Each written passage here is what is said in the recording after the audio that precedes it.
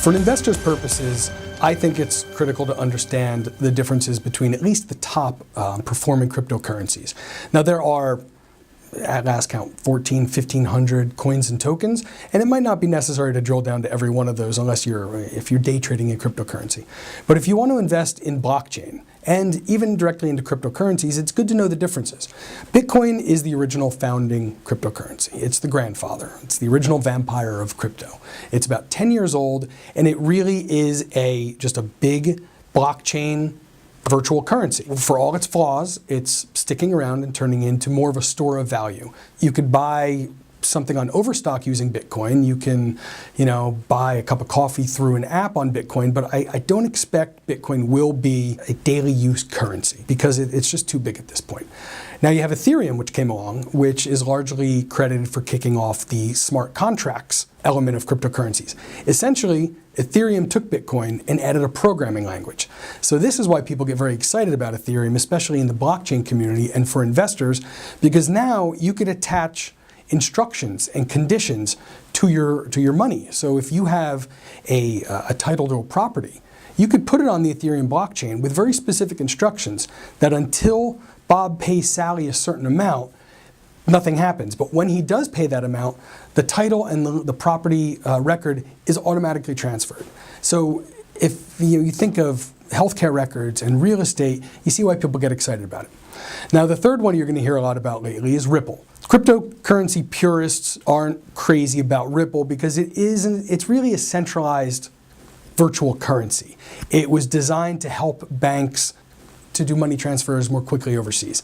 And in that way, it's working. There are a lot of banks that are adopting it and experimenting with it, and you can buy Ripple on the open cryptocurrency exchanges, but it's not truly a decentralized currency in the way that Bitcoin and Ethereum are.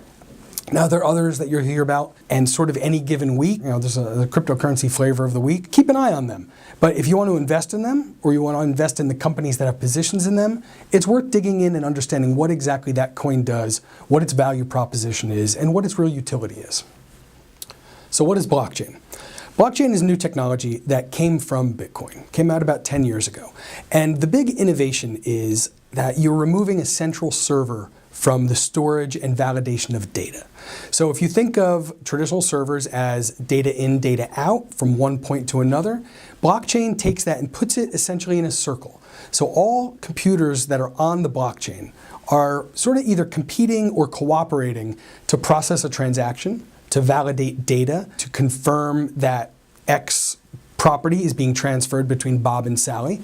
And what happens is the individual computers or nodes or networks, once they complete an algorithmic task, once they complete a math problem, essentially, the word goes out to everyone else on the network, and it's validated, and everybody says, great, that computer did it.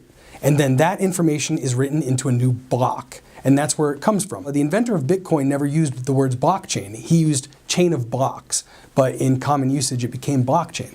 So every new block contains all this data. It's distributed around the network, so that's why it's decentralized. There's no single computer holding this information, but once a block is created and written, it's there forever. So you have a chain of blocks that continues. And if you look at Bitcoins by now, which is almost 10 years old, the blockchain is enormous, but it's all there and it's available to everybody and it's immutable. And that's why a lot of industries get excited.